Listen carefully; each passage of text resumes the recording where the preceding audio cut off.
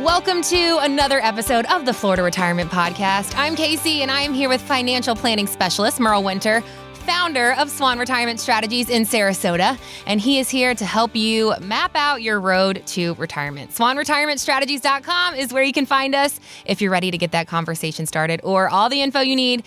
It can always be found in our show notes. And with that, Mr. Winter, how are we doing this winter's day? Doing great. Yes, ma'am. How are you, Casey? I am doing well.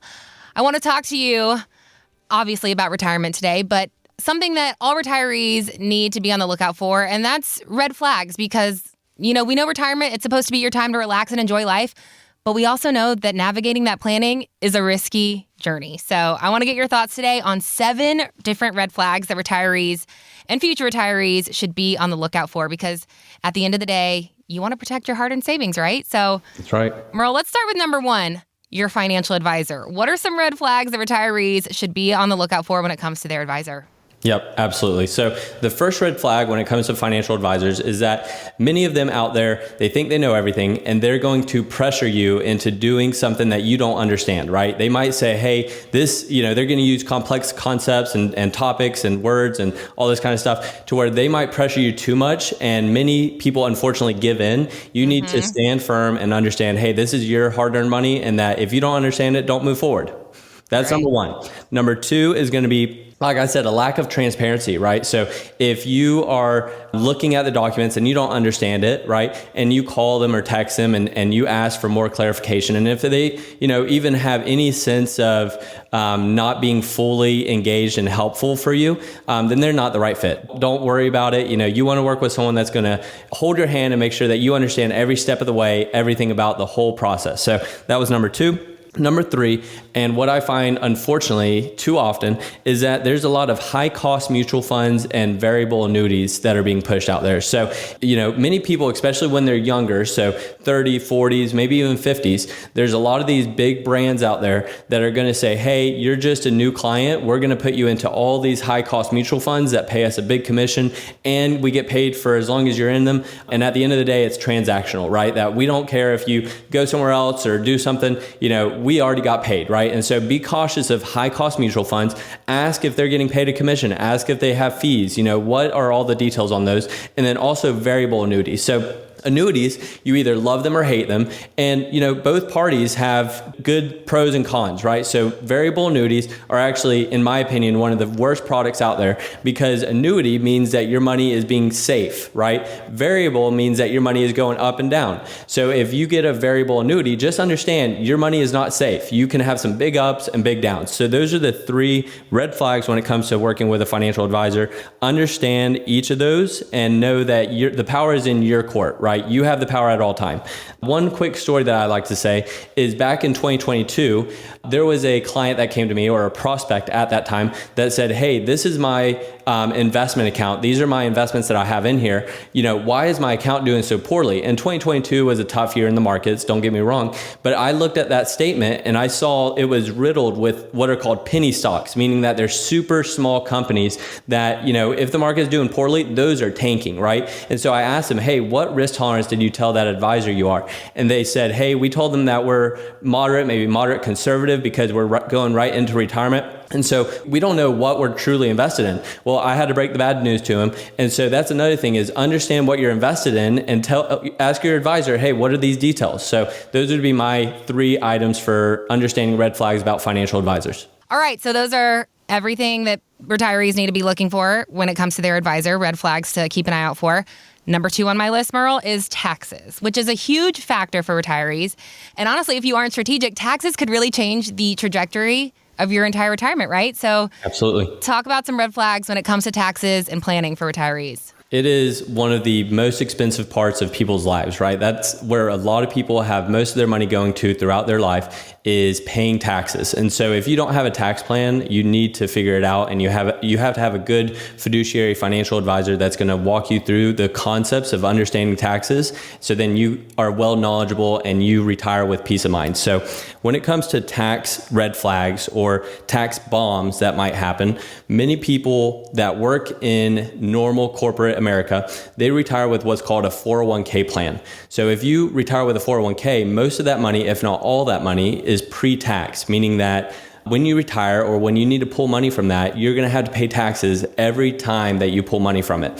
So if you all of a sudden have a tax bomb because you need to pull out $100,000, $200,000 for a big expense, that could push you into a much higher tax bracket than what you should really be in.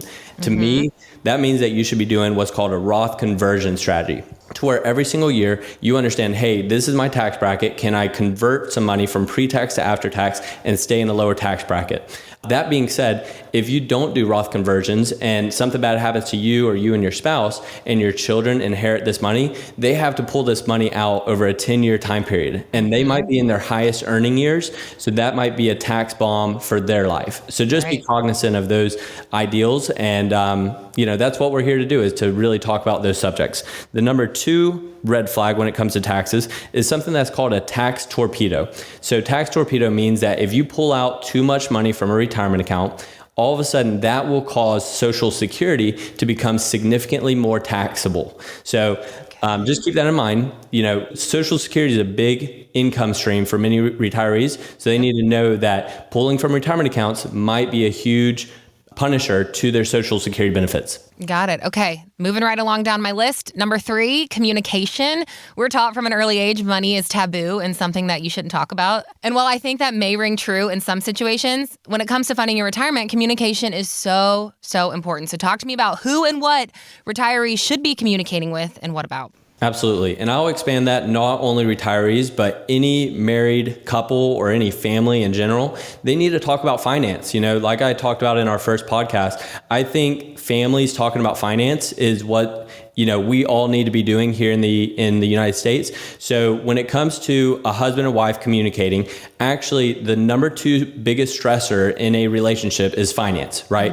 Conflicts, arguments about finance. So make sure when it comes to retirement and when you have these big events that are happening, maybe, retiring and now having to go on a fixed income, right? You need to talk with your spouse and be on the same page about your finances. So what a crazy statistic is in the United States is that many people think, hey, these rich people, they're always getting richer. Well, if you look at the statistics, after 2 generations from a very wealthy grandparents, let's say, 2 generations later, 70% of the time, the family wealth is gone. 70% of the time. After 3 generations, 90% of the time, the family wealth is gone. So keep that in mind, that if we don't have these conversations with our family or with our children or our grandchildren, you could be giving money to people that might all of a sudden just spend it on things that aren't in the family's best interest. Okay, yeah, and I think you'd rather over-communicate than under-communicate here. Absolutely. All right, moving right along. Number 4, the stock market. A big part of many people's retirement planning is investing your money to give you that bigger return later when you need it. But the stock market, of course, it comes with a whole lot of risk. So tell me about red flags to be on the lookout for there. Yes. So this is both on financial advisors, red flag for financial advisors when you're choosing one. And number 2, if you are managing your own funds out there, this is a red flag for you. So when the market crashes, when there's these big volatile times of ups and downs, especially like the COVID time period, people will make poor decisions, right? So there's actually a financial advisor that I know, and the reason I know them is because their clients started moving to me during COVID. And the reason this happened was because that financial advisor that was investing their clients' funds got emotional and was not mathematical or methodical about their investing process. And they sold all their clients' funds at the bottom of COVID. COVID was a big crash, 20, 30%. And if you pick an advisor that is going to get emotional and sell at the worst times, all of a sudden, those clients didn't get any of that rebound of the market. They were down and they were staying down. And that's why, unfortunately, a lot of those clients had to leave that advisor and find an advisor that was more mathematical and methodical. So that's another thing for people to keep in mind. Got it. Okay. Number 5, I want to talk about another little bit of a taboo topic. Age. You're a young guy, Murrell, and I know some people, when they decide to work with a financial advisor, they may think that they want someone older and a lot of years of experience under their belt, but you and I have discussed that could also provide some issues. That's right. That's right. So the good thing about, in my case, being a younger financial advisor, I am a sponge. I will take in information from all of my mentors that have been doing this in the industry 20, 25, 30 years. I even have mentors that have been doing this 37 years. Wow. So I take in all their knowledge and, learn from their mistakes that they've made in the past. Mm-hmm. And then hopefully I can implement that into my own practice and with my clients. So what I would say is, the average age for financial advisors here in the United States is 56 years of age. And if you are in the middle of your retirement and your financial advisor all of a sudden retires, you're going to be left with no advisor. You're just going to have this portfolio and you're not going to be sure where to go next. So God willing, I'll be doing this for the next 20, 30, 40 years to be able to help my clients. Love it. All right. Getting close to the end of our list here. Number 6, I want to ask you about estate planning, because you hear these horror stories of somebody passing away suddenly and they don't have their affairs in order, and it can become a real big nightmare for their family. So talk to me about estate planning and what retirees should be keeping their eyes open for there. Yep. So, we're taught while we're working, during our career, that things are going to be simple. We're going to have this 401k plan. We're going to try to pay off a mortgage on a house, maybe some cars, kids, whatever that simple family lifestyle looks like. But when people go to retire, things start getting more complex, right? Where are you going to start getting income sources from? When should you take Social Security? What about Medicare? All these topics that become more complex. The other thing is, when you are getting advanced more in life, you need to understand that, everyone has a day that they're going to pass away. And when that happens, what's going to happen to your assets? Are they going to be sent to the government? Is the government going to be able to dictate how those assets are allocated to family members or friends? Or are you going to have an estate plan in place? Maybe a revocable living trust that will say, hey, I want X amount to go to this child or grandchild. I want this to go to this charity, right? A trust will give you that control, not only while you're living, but when you are gone. So keep that in mind. Estate planning is a big idea or a big thing that people need. And if you don't have it, that's a big red flag. And it's not a fun conversation, but it's so, so important. For sure. All right. Last red flag here to be on the lookout for. Number 7 in our list, inflation. Big yikes. Talk to me, Murrell. Yes, that's right. So over the past 100 years, average inflation per year is 3.1%, meaning that if your money is not working for you, you are losing purchasing power. That being said, over a 22-year time period, everything becomes twice as expensive. And that's because inflation is really the devaluation of the dollar. So 22 years from now, if you think buying a new truck at $70,000 is expensive, wait till it's $140,000, right? And then unfortunately for your kids, those that are listening or watching, your kids or your grandchildren, $140,000 seems pretty bad for a truck. Wait till it's $280,000, right? Mm-hmm. In this system that we're at here in the United States, with the US dollar being the reserve currency of the world, if we keep this up with inflation being 3.1%, it's going to be very tough for a lot of people. So you have to make sure your finances are in order and that your family is going in the right direction.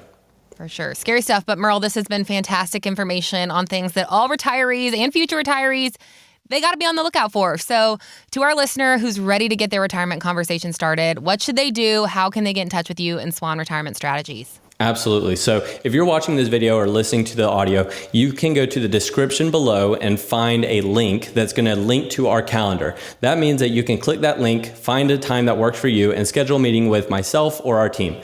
Number 2 way to schedule a meeting with us is you can simply go on Google on your phone, whatever device you use, and look SWAN Retirement Strategies. When you do that, you're going to see a small part of the screen that will show our company, what we're about, and what services we provide. Also, it's going to show our Google reviews, so that might give you some more confidence and understanding that you're doing your due diligence process and working with whoever you really need to. So that's another way. The second way, that Google search, go to our website, and then book a meeting through our website. And number 3, you could simply call us at 941-271-9005. All right, give them a call. Thank you so much, Murrell. And thank you for joining us today. Be sure to subscribe wherever you get your podcast so you never miss an episode. For SWAN Retirement Strategies, my name is Casey, and we will see you next time on the Florida Retirement Podcast. Thanks, Murrell. You got it.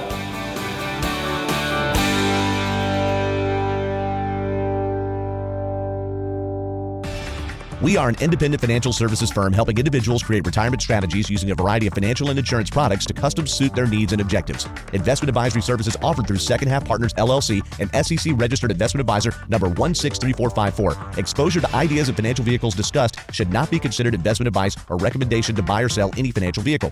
Past performance is not a guarantee of future results. Investments can fluctuate and when redeemed may be worth more or less than when originally invested. Second Half Partners LLC is not affiliated with nor endorsed by the Social Security Administration or any other government agency and does not provide legal or tax advice. Please consult with your attorney, accountant, and/or tax advisor for advice concerning your particular circumstances. Annuity guarantees rely solely on financial strength and claims paying ability of the issuing insurance company. By contacting us, you may be provided with information about insurance and annuity products offered through Murrell Winter, FL NPN 19081242.